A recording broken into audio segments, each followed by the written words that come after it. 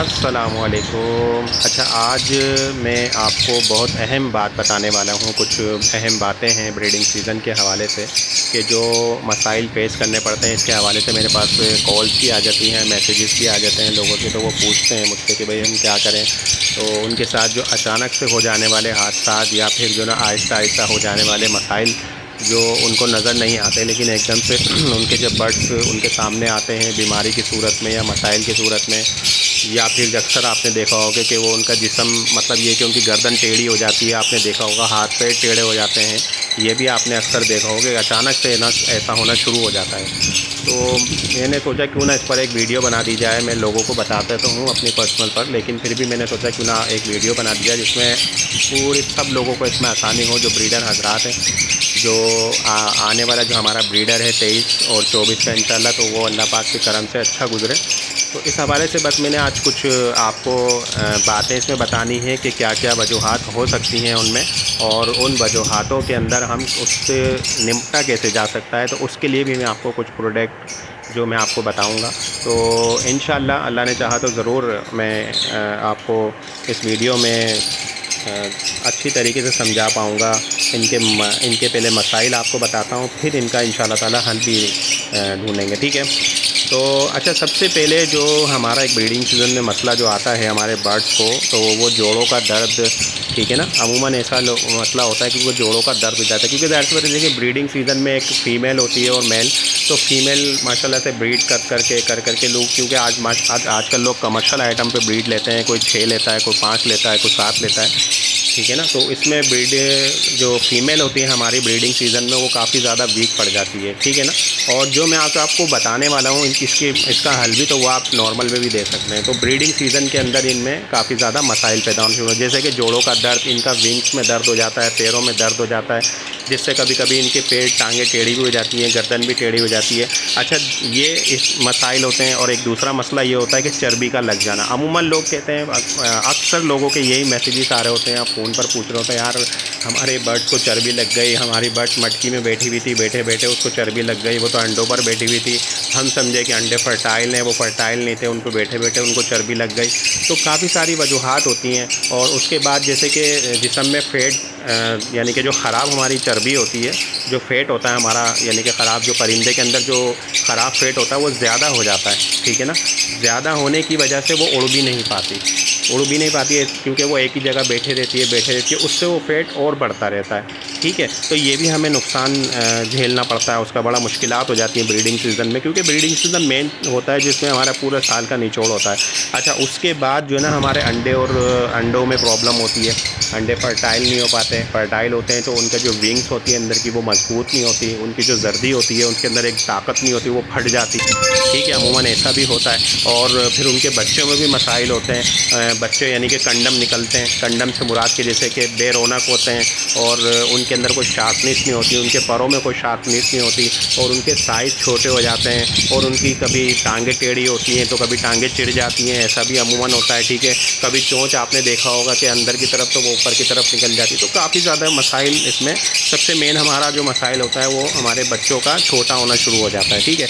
अच्छा, उसके बाद सबसे बड़ा एक और मसला कि जिसमें बर्ड्स जो है ना, जैसे कि अब ब्रीडिंग सीज़न में एक ही, अब वैसे बात है हर ब्रीडर एक ही काम कर रहा होता है, क्या, सिर्फ अंडे बच्चे अंडे बच्चे अंडे बच्चे। तो मतलब वो जो 5-6 महीने का जो पीरियड होता है उसके अंदर सिर्फ जहन के अंदर उसके यही चल रहा होता है। अच्छा, फीमेल के जहन में और मेल के जहन में क्या चल रहा होता है, बस यही। तो उस वजह से वो मटकी में बैठे बैठे ज़ाहिर सी बात है उसकी जो एक, हमने उस पर एक सेटिंग डाली हुई है और उसको चीज़ें मुहैया कर रहे हैं ब्रीडिंग सीज़न के हवाले से, तो वो तो ब्रीड ही करेगा। ज़ाहिर सी बात है उसके अंदर हम उसके जरासीम पैदा कर रहे हैं, तो वो जल्दी जल्दी ब्रीड भी करता है। तो उसकी वजह से वो स्ट्रेस में चला जाता है। स्ट्रेस में जाने के बाद फिर वो जो है जैसे कभी अंडों पे बैठना छोड़ देता है, तो कभी अंडों को फर्टाइल करना छोड़ देता है, तो कभी अंडे देता है तो उनको तोड़ देता है, कभी बच्चे होते हैं तो बच्चों को मारना शुरू कर देता है। तो ये मसाइल भी देखना पड़ते हैं हमें इन मसाइलों में। अच्छा, फिर हमारा जो मसला आता है वो दिल का मसला आ जाता है।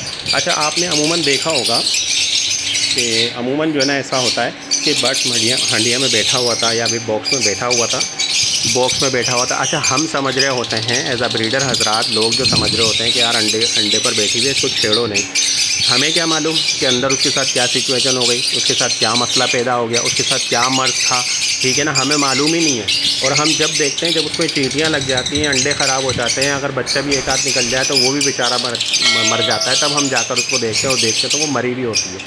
तो ऐसा होता है कि अमूमन जो है ना उसको अटैक हो जाता है बर्ड को ना अंदर ही, ठीक है। तो ये मसाइल इंसान को पेश करना पड़ते हैं, तो इंशाल्लाह मैं इसका हल भी आपको बताऊंगा। तो सब फिर उसके बाद जो हमारे अंदर मुख्तलिफ़ बीमारियां होती हैं वो, और जैसे बच्चों के साइज़ वगैरह के आपको बताया, और मेन तो ब्रीडिंग सीज़न होता है, क्योंकि ब्रीडिंग सीज़न में ब्रीड लेनी होती है हमें ना ज़्यादा से ज़्यादा, इसलिए हम लोग आजकल जो ना लगे हुए होते हैं अपने बर्ड को सिर्फ एक ही सिस्टम में। तो इन सब मसाइलों का जो हल है ना, वो असल में विटामिन तो बहुत सारे हैं जो हम लोग दिया करते हैं, वो सब मेन हैं जो भी हम लोग देते हैं, जो भी चीज़ें हैं उसमें सी डी जो भी XYZ है सब कुछ मेन है।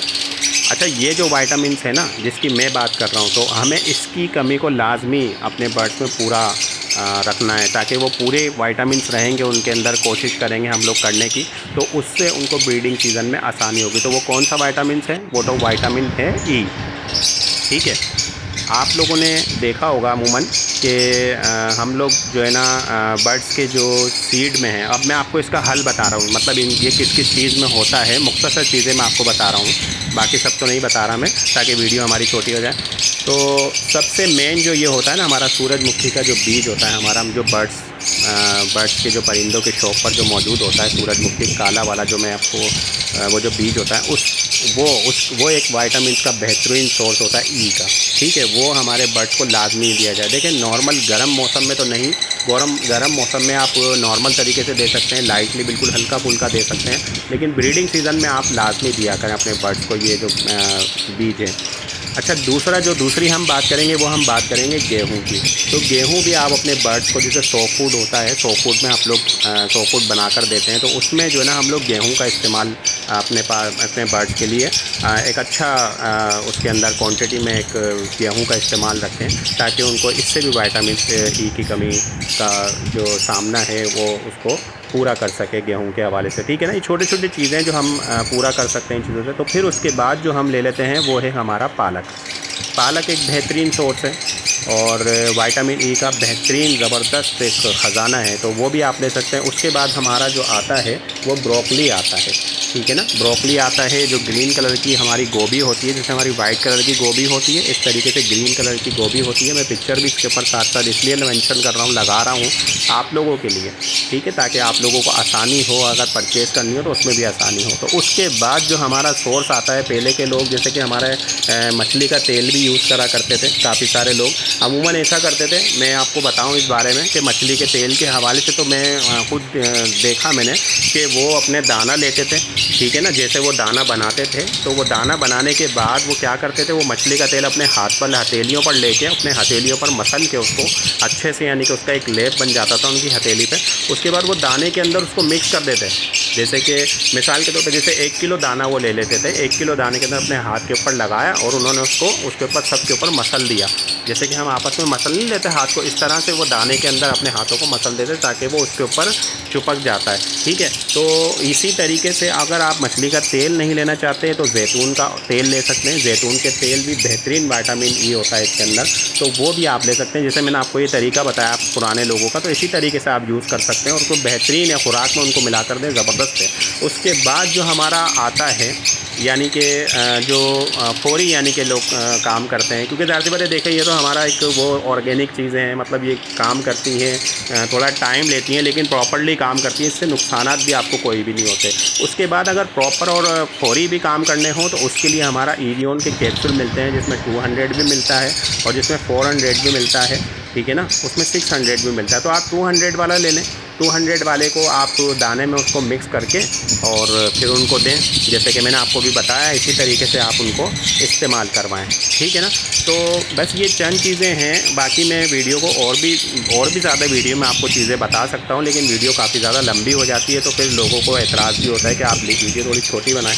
तो इसीलिए मेरी कोशिश होती है कि मैं आपको सारी बातें इसमें बताऊं ताकि आप लोगों का ब्रीडिंग सीज़न अच्छा गुजरे। तो ये हमारे ब्रीडिंग सीज़न के लिए बेहतरीन है, और जो लोग कहने में नहीं दे रहे थे ये चीज़ें, या फिर इनकी क्वांटिटी को पूरा नहीं कर पा रहे, तो कोशिश क्या करें, ये अगर आपने ब्रीडिंग सीज़न अच्छा लेना है और अपने बर्ड्स को हेल्दी रखना है, और हेल्दी रखने के साथ साथ अपने बर्ड्स के जो अंडे निकलने हैं, जो अंडे वो दें वो भी हेल्दी हों, और उस अंडे में से जो बच्चे निकलें और वो भी हेल्दी और कंप्लीट हों, और कोई कंडम वगैरह ना हो।